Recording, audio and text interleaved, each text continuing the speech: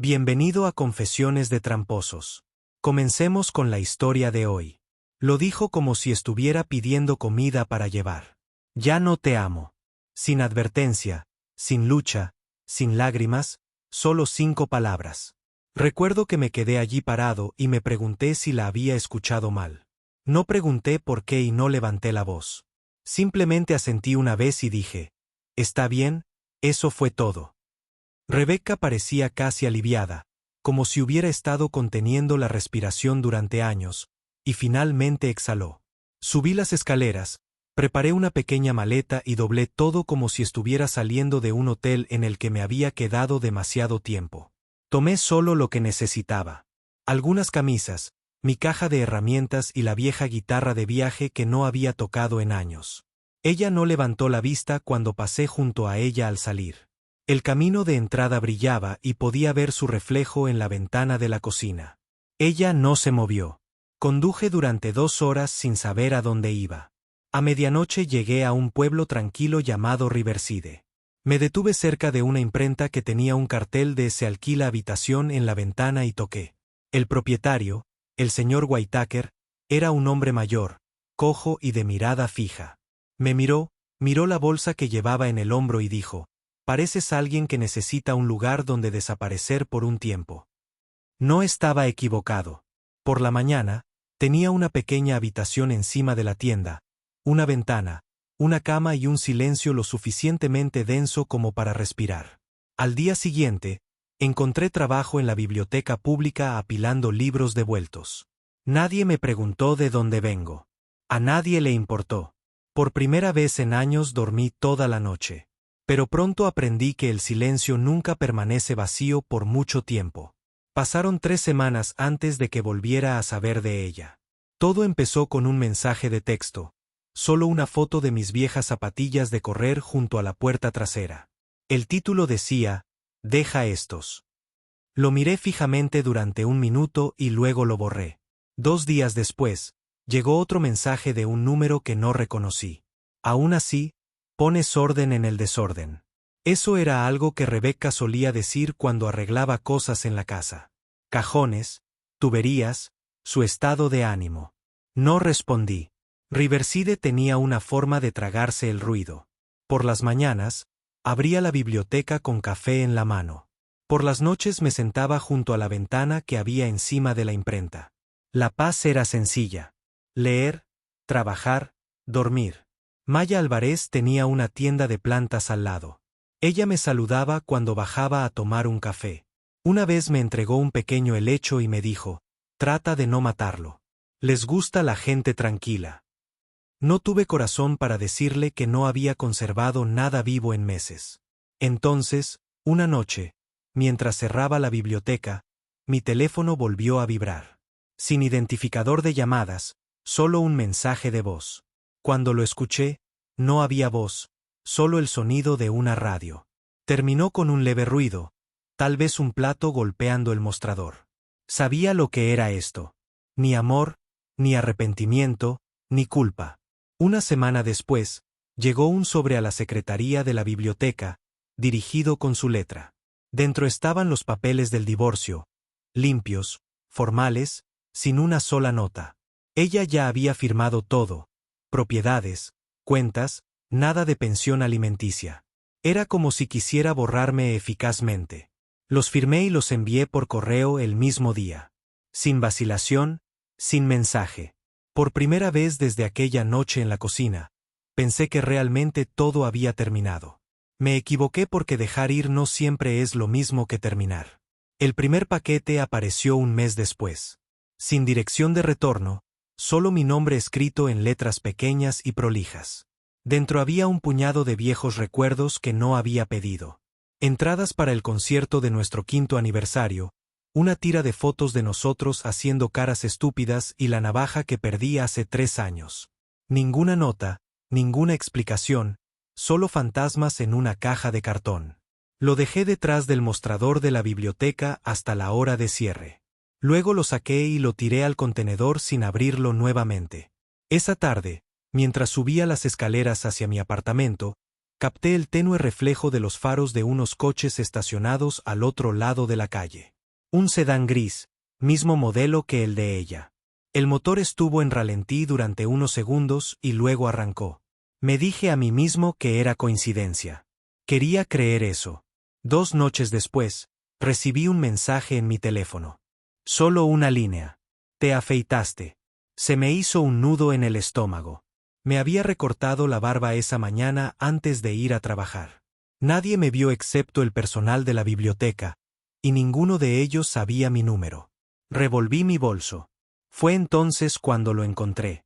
Un pequeño disco negro del tamaño de una moneda cosido en la costura de mi bolso. Un rastreador Bluetooth. Mis manos temblaban mientras lo golpeaba con una llave inglesa.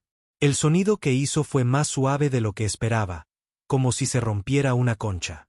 Después de eso comencé a tomar notas, horas, fechas, lo que vi, lo que escuché. No era paranoico. Estaba prestando atención. Dejé de caminar a casa por el mismo camino 2 veces. Cambié las cerraduras.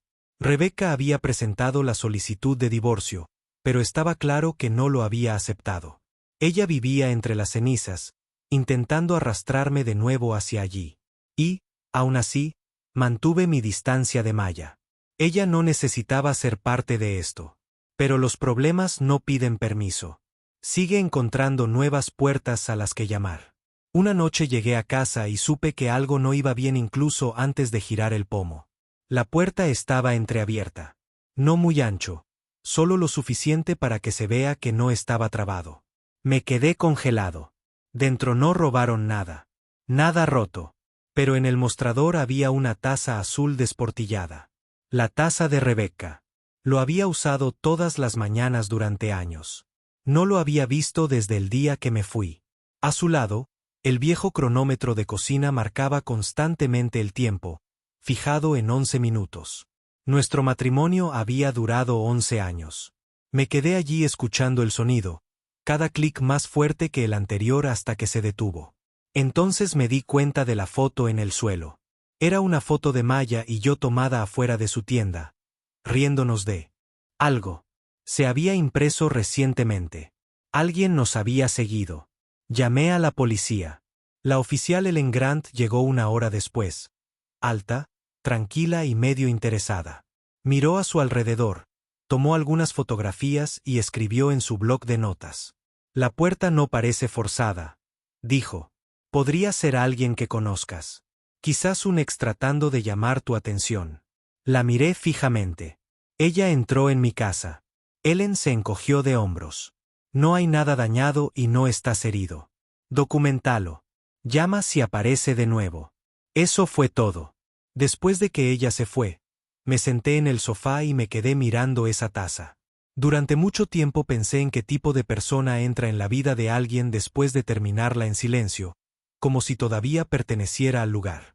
Tiré la taza, cambié las cerraduras nuevamente y compré una cámara barata para apuntar a la puerta. El sueño se volvió superficial. Cada sonido parecía una señal. Dejé de dejar la luz apagada por la noche.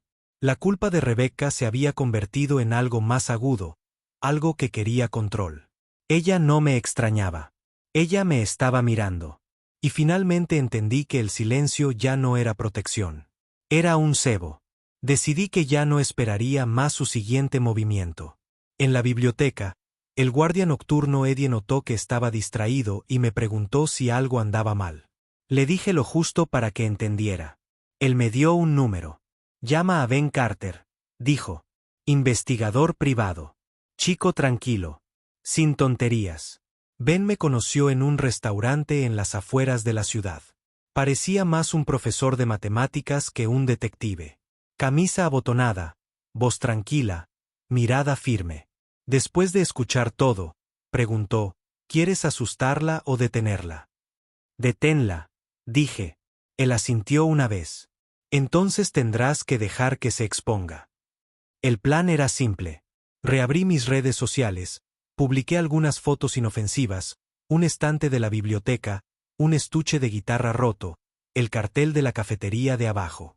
En cuestión de un día, empezaron a aparecer nuevas cuentas. Los comentarios comenzaron. Todavía estoy arreglando cosas. Veo. Siempre te gustaron los rincones tranquilos.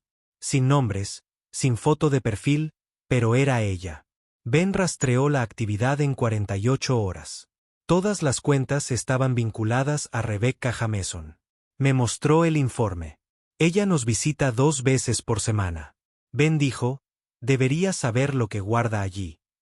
Ella está catalogando tu vida, añadió en voz baja. Esto no es amor, es posesión. Reunió las pruebas y me entregó una carpeta. El siguiente paso es legal, pero debes enfrentarla una vez. Lugar público. Termínalo apropiadamente. No me gustó, pero tenía razón. Una vez me fui sin decir palabra. Esta vez, tenía que asegurarme de que me escuchara. Nos conocimos en un café cerca del juzgado, terreno neutral. Ben se sentó a unas cuantas mesas de distancia, fingiendo leer el periódico.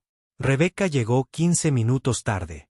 Parecía más pequeña de lo que recordaba, con el pelo recogido, ojeras y la ropa suelta. Cuando me vio, se detuvo a mitad de paso y luego forzó una sonrisa que no llegó a sus ojos.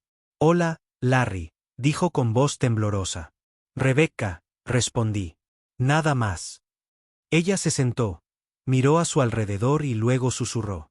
«Te ves diferente». «Tú también». El silencio se prolongó entre nosotros. Entonces habló rápido como si las palabras hubieran estado esperando en su garganta demasiado tiempo. «Sé cómo se ve esto. Sé que fui demasiado lejos, pero no estaba pensando con claridad. Pensé que quizás si te recordaba a nosotros. Entraste en mi apartamento. Te interrumpí. Dejaste cosas. Me seguiste». Su rostro se contrajo, mitad arrepentimiento, mitad pánico. «Solo quería ver si eras feliz. No quise decir deja de fingir que se trata de amor. Dije que me dijiste que fuera. Hice. Usted presentó una demanda de divorcio. Obtuviste lo que querías. Yo no quería esto», dijo ella con la voz quebrada. «Quería que lucharas por mí. Me incliné hacia adelante. Querías el control, y cuando dejé de dártelo, no lo soportaste». Las lágrimas brotaron de sus ojos. «Estaba enojado, Larry. Fui estúpido. Pensé que si te alejaba, te darías cuenta de que no podías vivir sin mí. Viví sin ti», dije en voz baja. «Y resulta que lo hice mejor de lo que esperabas». Fue entonces cuando Ben intervino. Tranquilo y mesurado. Puso una carpeta sobre la mesa.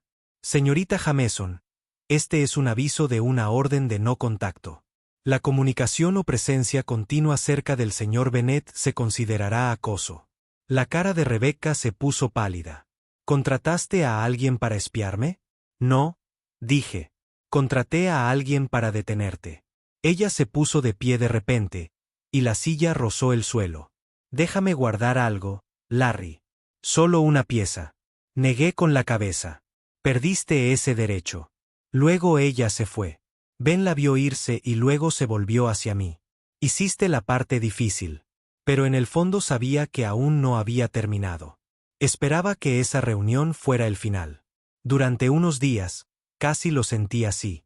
Sin llamadas, sin mensajes. Luego, un pequeño sobreacolchado llegó al mostrador de recepción de la biblioteca. Sin dirección de retorno. Dentro había una unidad USB envuelta en papel de seda. En contra de mi mejor juicio, lo conecté a la computadora. La pantalla se llenó de videoclips cortos, secuencias silenciosas de mí caminando al trabajo, abriendo la puerta de la biblioteca, sentado en mi escritorio, todo filmado desde la distancia. Nada dentro de mi apartamento, pero lo suficientemente cerca como para sentir una mano en mi hombro. Ben tomó el disco y se lo entregó a la oficial Ellen Grant. 2 días después se emitió una orden de allanamiento. Encontraron su computadora portátil, 2 cámaras y un cuaderno lleno de fechas, direcciones y comentarios sobre mis rutinas diarias. Esa misma tarde, trajeron a Rebecca para interrogarla. Yo no estaba allí, pero Ben me dijo que parecía agotada, como si la culpa finalmente hubiera devorado sus nervios. Ella admitió haberme seguido, pero negó haber entrado. Dijo que solo quería asegurarse de que yo estaba bien. El juez concedió inmediatamente una orden de restricción. Luego siguieron sesiones de terapia obligatorias. Por primera vez no sentí ira, solo alivio y, extrañamente, lástima. Rebecca no fue la mujer que me dijo que no me amaba. Esa versión se había desvanecido mucho antes de que ella se diera cuenta de lo que había hecho. Maya notó la diferencia en mí. Una noche, ella dijo, «Por fin pareces no estar esperando que pase algo malo». Sonreí y dije, «Quizás esta vez sea real, porque no lo soy». Aún así, cuando el teléfono sonaba por la noche, dudaba antes de comprobarlo. Cada sombra fuera de la ventana me hacía detenerme, pero poco a poco el peso se alivió. A veces el silencio significa paz. Otras veces es el espacio justo antes de que alguien lo intente de nuevo. Aún no estaba seguro de qué tipo tenía. Pero yo sabía una cosa. Si ella volviera a acercarse, estaría listo. Pasaron 6 meses hasta que volví a escuchar su nombre. Para entonces, la vida ya se había asentado en algo que finalmente sentía como mío. Maya y yo comenzamos a tener un pequeño puesto los fines de semana en la plaza del pueblo, con una mezcla de novelas usadas del estante de excedentes de la biblioteca y plantas en macetas de su tienda. Los lugareños vinieron. Cosas sencillas, cosas que tenían sentido. Una tarde, cuando estaba cerrando, encontré un sobre el mostrador del stand. Nadie había visto quién lo dejó. Dentro había una ramita de romero y una nota escrita a mano con cuidado. Esto fue lo único que mantuve vivo. Adiós. R. Lo miré fijamente durante un largo momento. Sin amenazas, sin preguntas, solo un fragmento del pasado, más suave que antes. Esa noche, caminé hasta el río y planté la ramita cerca de la orilla. Esta vez Rebecca se fue para siempre.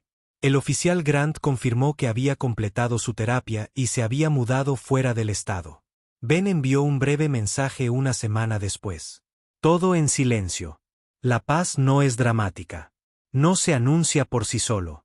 Simplemente aparece una mañana cuando te das cuenta de que tus hombros ya no están tensos. A veces todavía pienso en aquella primera noche. Solía sonar como un final. Ahora parece que fue el comienzo de todo lo que finalmente tuvo sentido. Por primera vez en años, no estaba corriendo, mirando ni esperando. Estaba justo aquí, todavía estable y libre. Gracias por ver.